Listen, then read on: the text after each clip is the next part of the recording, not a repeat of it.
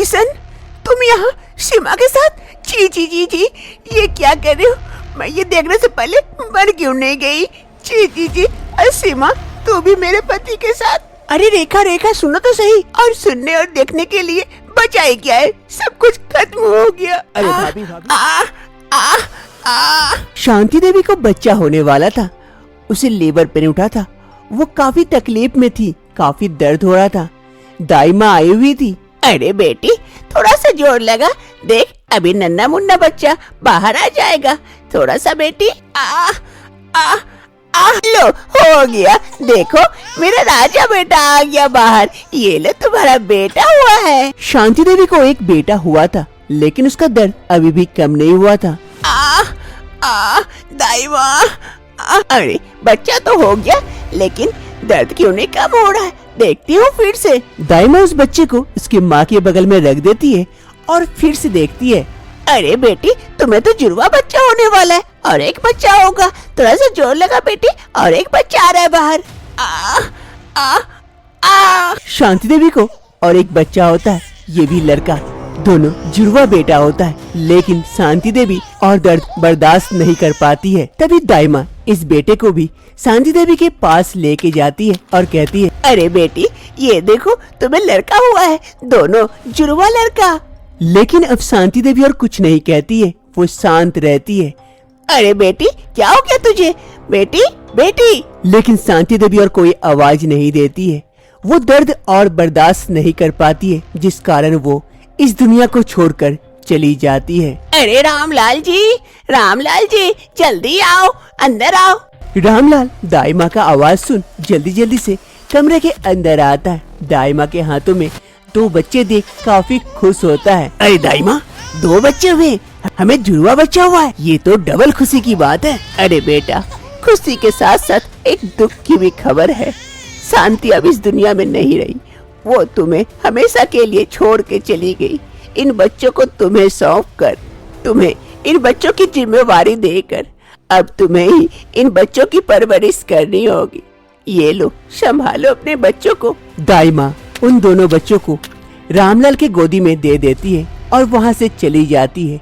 रामलाल पर तो मानो पहाड़ से टूट पड़ता है दुखों का। अरे शांति, क्यों चली गई तुम मुझे छोड़कर? अब मैं इनकी परवरिश कैसे करूँगा? वो भी 2 बच्चों की, मैं अकेले कैसे संभालूंगा इसे? शांति देवी इस दुनिया से तो चली जाती है, लेकिन 2 बच्चों का जिम्मेवारी अपने पति के ऊपर दे जाती है। धीरे धीरे वक्त बीतता है। रामलाल एक किसान था। शाम को जब वो खेत से लौटता है घर, उसके दोनों बच्चे रामलाल के पास दौड़े दौड़े आ जाते हैं। पापा। रामलाल भी अपने बच्चों से मिलकर दिन भर की सारी थकान भूल जाता है। चलो बच्चों, घर चलो। अब रामलाल अपने बच्चों को लेकर घर के अंदर चला जाता है। अब ऐसे ही दिन बीतने लगते हैं। रामलाल अपने दोनों बच्चों की परवरिश अच्छे से कर रहा था। 20 साल बाद रोशन और किसान पर मानो पहाड़ से टूट पड़ता है दुखों का, क्योंकि आज उसके पिता रामलाल इस दुनिया को छोड़कर जा चुके थे। अरे भाई, देख क्या हो गया, पापा हमें छोड़कर चले गए। अब हमारा क्या होगा? हम किनके सहारे रहेंगे यहाँ? सही कहा भाई, अब इस गांव में हमारा कौन है? एक पापा थे, वो भी चले गए। भाई, हमें इस गांव में रहने का एकदम से मन नहीं करता है। वैसे भी हम लोग तो खेती बाड़ी नहीं कर पाएंगे, तो शहर ही चलते, शहर ही जाकर कुछ काम करेंगे, वही रहेंगे। हाँ भाई, सही कह रहा है। पापा के क्रियाक्रम के बाद हम इस गांव को हमेशा के लिए छोड़कर चले जाएंगे। दोनों भाई शहर तो आ जाते हैं, लेकिन अब समझ नहीं पाते हैं। शहर की चकाचौंध देखकर वो दोनों घबरा जाते हैं। अरे किशन, अब क्या करें, कहाँ जाए? रहने के लिए कोई बंदोबस्त तो करना है, कोई काम भी ढूंढना है। अरे हाँ भाई, सब कुछ हो जाएगा, चल देखते हैं, कहीं कोई काम मिल जाए तो अच्छा रहेगा। फिर दोनों भाई धीरे धीरे आगे बढ़ते हैं। काफी ढूंढने के बाद रोशन और किशन को एक कमरा मिलता है, छोटा सा।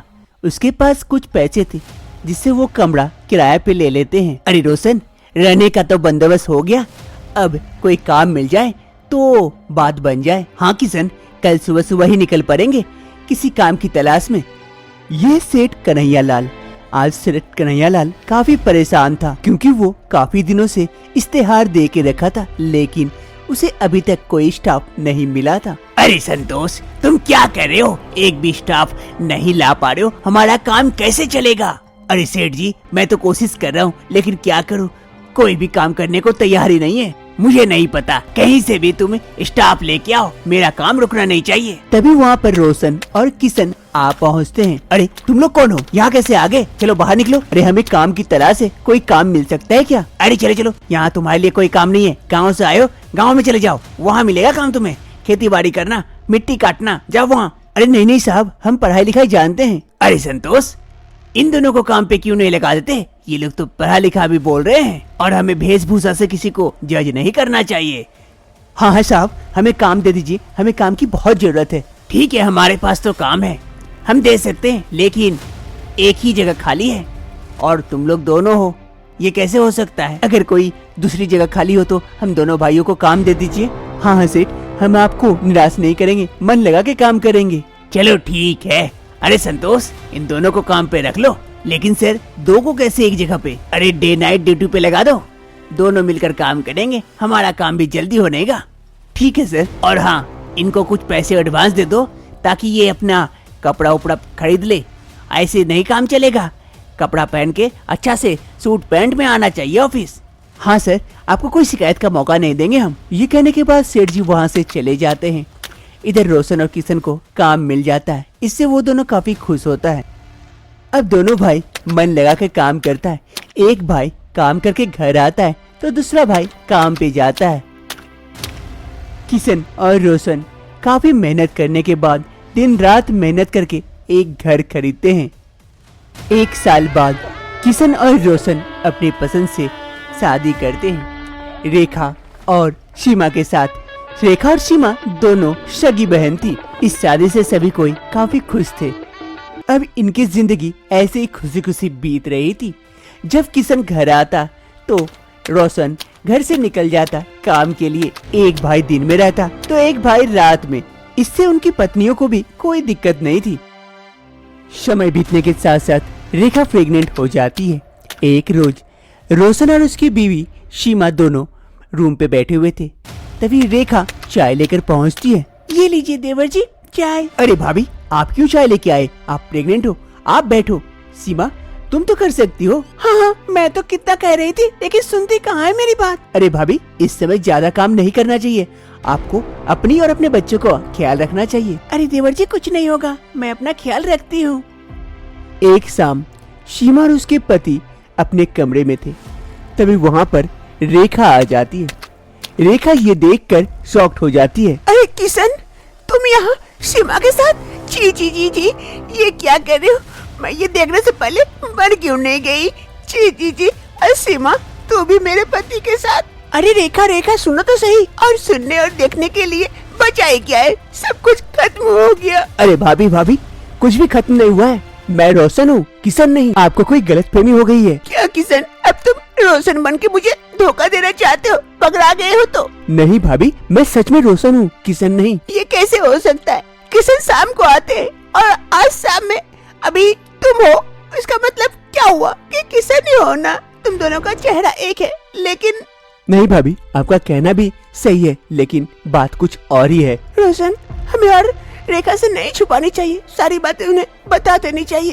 अरे सीमा, कौन सी बात की बात कर रही हो? कौन सा बात तुम लोगों ने मुझे से छुपाया है? क्या बात है, मुझे बताओ। भाभी, सच बात तो ये है कि किशन भैया इस दुनिया में अब नहीं है। ये क्या कह रहे हो? अब तुम पकड़ा गए हो तो नई नई कहानियाँ बना रहे हो? नहीं भाभी, कुछ दिन पहले की बात है। हम और किशन भैया एक प्रोजेक्ट को लेकर सोच रहे थे। दोनों एक पुल पर खड़े थे और दोनों इसी बारे में बात कर रहे थे कि एक असंतुलित गाड़ी आकर किशन भैया को टक्कर मार देता है और किशन भैया नदी में जाकर गिर पड़ते हैं। फिर मैंने किशन भैया को ढूंढने की काफी कोशिश की। नदी का पानी का बहाव काफी तेज था, जिस कारण वो बहकर चले गए और इस दुनिया से हमें छोड़कर चले गए। तब से मैं किशन भैया बनकर भी मैं इसी घर में आता हूँ। सुबह तो जाता हूँ काम पे, लेकिन फिर तुरंत लौट ही आता हूँ। मैं भी ऐसे ही जिंदगी जी रहा हूँ। मैं सीमा से बात किया था इस बारे में। सीमा भी बोली, आप प्रेग्नेंट है, अभी आपको नहीं बताना चाहिए, बच्चे पर खराब असर पड़ेगा, इसलिए हमने आपको नहीं बताया। लेकिन आज सिचुएशन कुछ ऐसा हो गया कि आपको सारा सच्चाई बताना पड़ा।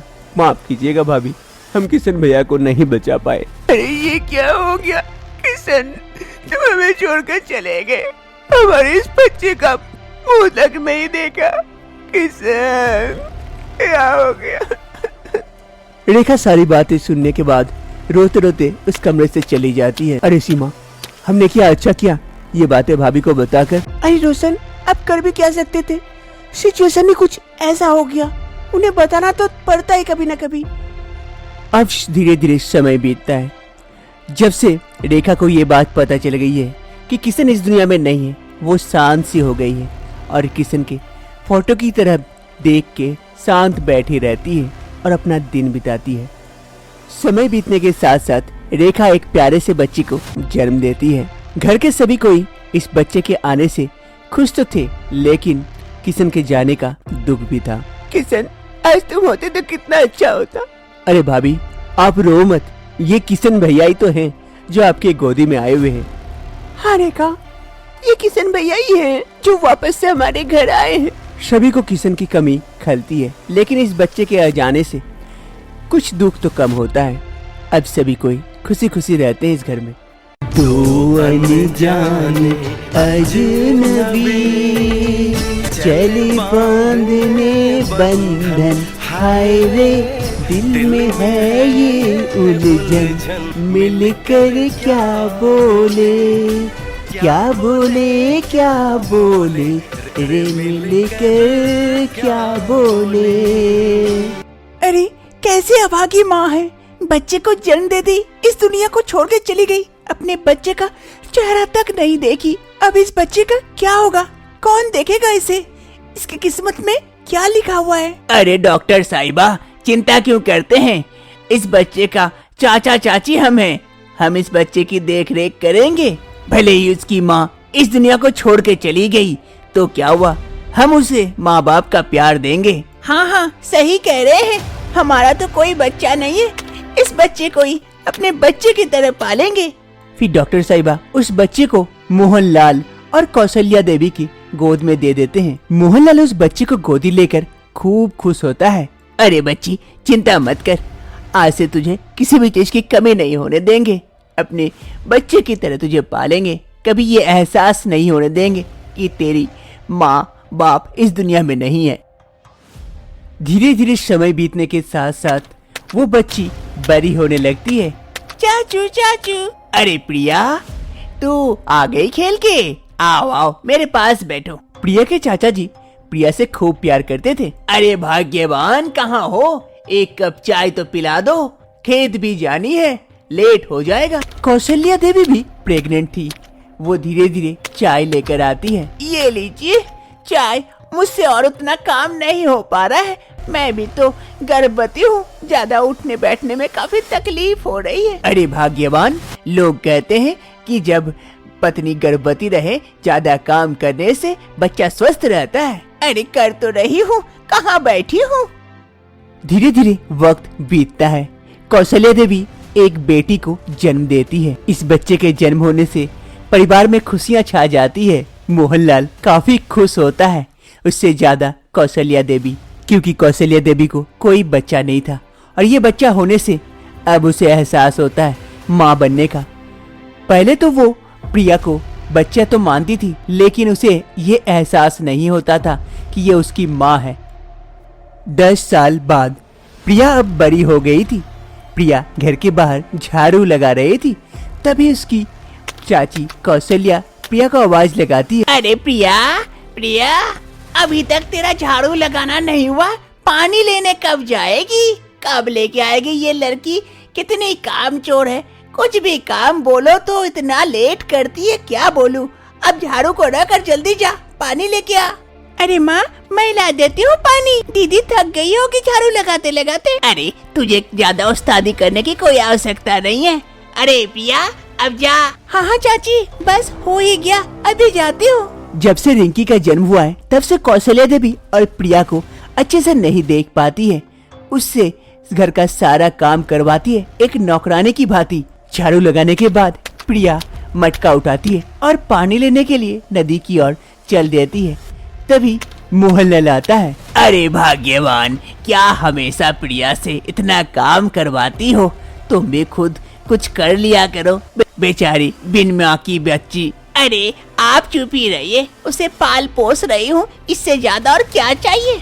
उसके माँ बाप तो उसे छोड़कर चले गए हम पे बोझ बना के, और आपको ज्यादा प्यार उभर रहा है उस बच्ची पर। अरे क्या कौशल्या, हर समय शुरू हो जाती हो। बस एक अच्छा सा लड़का देख के इसकी शादी दिला दूं, मुझे शांति मिलेगी। हाँ हाँ, हमारी बच्ची का तो कोई फिक्र नहीं है, वो बड़ी हो रही है, बस आपको तो सिर्फ उसी का भला देखना है। ऐसे ही एक रोज सेठ मानिकचंद और उसका बेटा करण दोनों गांव के रास्ते आ रहे थे कि अचानक से उसकी गाड़ी खराब हो जाती है। दोनों गाड़ी से बाहर निकलते हैं और इंतजार करते हैं किसी मैकेनिक का। इधर उधर नजर दौड़ाते हैं, लेकिन वहाँ कोई नजर नहीं आते हैं।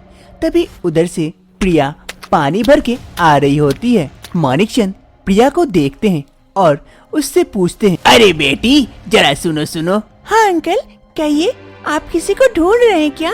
अरे नहीं नहीं बेटी, घर तो पता है, लेकिन यहाँ कोई मैकेनिक वगैरह कोई मिलेगा क्या? गाड़ी खराब हो गई है या फिर कोई धक्का देने वाला? अभी तो कोई नहीं है अंकल, और यहाँ मैकेनिक भी नहीं मिलेगा। कुछ देर इंतजार कर लीजिए, हो सकता है कोई आए तो आपकी गाड़ी को धक्का दे दे। चलो अच्छा बेटी। अरे बेटी, एक मदद चाहिए थी। हाँ बोलिए अंकल। बड़ी प्यास लगी है, थोड़ा सा पानी पिला दोगी? अरे हाँ हाँ अंकल, ये बोलने की क्या बात है, मैं अभी देती हूँ। फिर प्रिया अपने मटके से पानी डालती है और मानिकचंद हाथ लगाकर वो पानी पीता है। मन भर गया बेटी, बहुत बहुत धन्यवाद तुम्हारा। कोई बात नहीं अंकल, अब मैं चलती हूँ। हाँ बेटी, ठीक है, तुम जाओ। बड़े अच्छे संस्कार है इस लड़की के। प्रिया घर से बाहर गई हुई थी। जैसे घर लौटती है, देखती है वो कार उसके घर के बाहर खड़ी है। अरे ये कार, ये तो वो अंकल के थे, वो मेरे ही घर आ रहे थे। फिर प्रिया ये सोचते सोचते घर के अंदर जाती है। प्रिया जैसे ही घर के अंदर आती है, वो देखती है कि सेठ मानिकचंद और करण दोनों उसी के घर पे बैठे हुए हैं। अरे प्रिया आ गई? अरे यही है मेरी बेटी प्रिया। अरे मोहनलाल जी, इसे तो मैंने थोड़ी देर पहले ही देखा हो, काफी पसंद है मुझे ये लड़की। क्या संस्कार दिए हैं, बहुत अच्छा, मुझे बहुत पसंद है। अरे बेटी, जा मेहमानों के लिए चाय लेके आ। हाँ चाचा, अभी लेके आती हूँ। फिर प्रिया जाती है चाय लेने के लिए। कुछ समय में प्रिया चाय लेकर पहुँच जाती है। ये लीजिए अंकल चाय, ये लीजिए चाय। प्रिया जैसे करण को चाय देने के लिए उसके समीप जाती है। दोनों की नजरें एक दूसरे से मिलती है, मानो कई ईगो से एक दूसरे को जानते थे, एक दूसरे को पहचानते थे। दोनों एक दूसरे की आंखों में खो से जाते हैं। दिल ये दीवाना धड़कने लगा, तन्हाई में हम मिले इस तरह, बारिश में शोला भड़कने लगा। तू तड़पने लगा, मैं मचलने लगी, बूंद तन पे गिरी, जान मचलने लगी, छा रहा अजब सा नशा। आंखों से तूने ये क्या कह दिया, दिल ये दीवाना धड़कने लगा, तन्हाई में हम मिले इस तरह, बारिश में शोला भड़कने लगा। तभी वहाँ पर रिंकी आ जाती है। दीदी दीदी, मुझे जीजा जी काफी पसंद है, कितने हैंडसम हैं। आप दोनों की जोड़ी मस्त लगेगी। प्रिया शर्मा जाती है और रिंकी से कहती है, चल बदमाश कहेगी, चल यहाँ से। फिर प्रिया रिंकी को लेकर वहाँ से चली जाती है। अरे मानिकचंद जी, आपको मेरी बेटी पसंद आई? अरे मोहनलाल जी, हम पसंद करके क्या करेंगे, हमें तो बहुत पहले से पसंद थी। बेटे को पसंद करना है। करण बेटा, तुम्हें पसंद है ना? अरे पापा, आपको जो अच्छा लगे। अरे मोहनलाल जी, बेटे की तरफ से भी हाँ हो गई, रिश्ता पक्का। अब आप पंडित जी से बात करके शादी की तारीख निकालिए बस। हाँ मानिकचंद जी, आज ही मैं पंडित जी से बात करता हूँ।